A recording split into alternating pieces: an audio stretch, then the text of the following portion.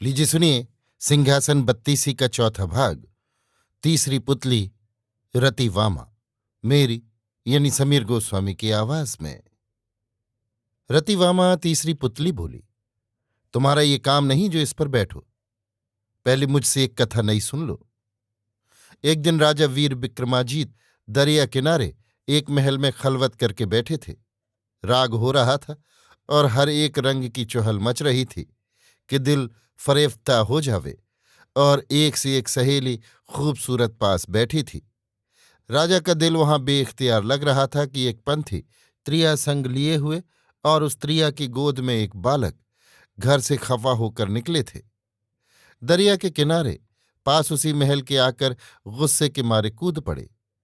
मर्द के एक हाथ में हाथ रंडी का और एक हाथ में लड़के का हाथ, यों तीनों डूबने लगे। तब पुकारे, ऐसा धर्मात्मा कौन है जो इन तीनों आदमियों की जानें बचावे।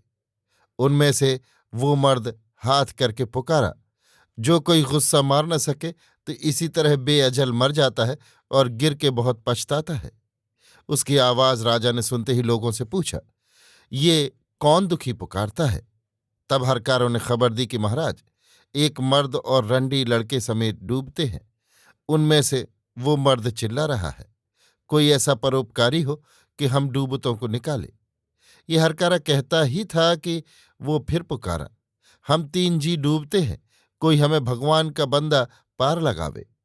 ये सुनकर राजा वहां से धाया और आकर दरिया में कूद पड़ा। जाकर एक हाथ में रंडी और दूसरे हाथ में लड़के को पकड़ लिया।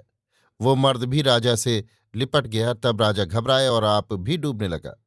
अपने ईश्वर को याद किया और कहा कि हे नाथ, मैं धर्म के वास्ते आया था और इसमें मेरा जी ही जाता है। धर्म करते अधर्म हुए। राजा ये कहकर बहुत जोर करने लगा, पर जोर उसका कुछ काम न आता था। तब उसने अघिया और कोयला दोनों वीरों को याद किया। याद करते ही वे वीर आकर हाजिर हुए और चारों को उठा किनारे पर रख दिया। तब वो विदेशी राजा के पांवों पर गिर पड़ा कि महाराज, तुमने हम तीनों को जी दान दिया।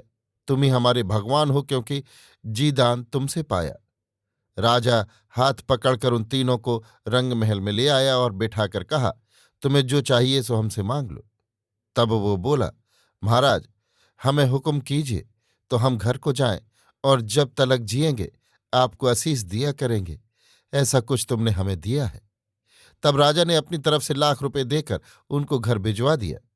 इतनी बात कर पुतली फिर बोली, राजा, इतने लायक तुम हो तो इस सिंहासन पर बैठो, और यों बैठोगे तो तमाम लोग हंसेंगे।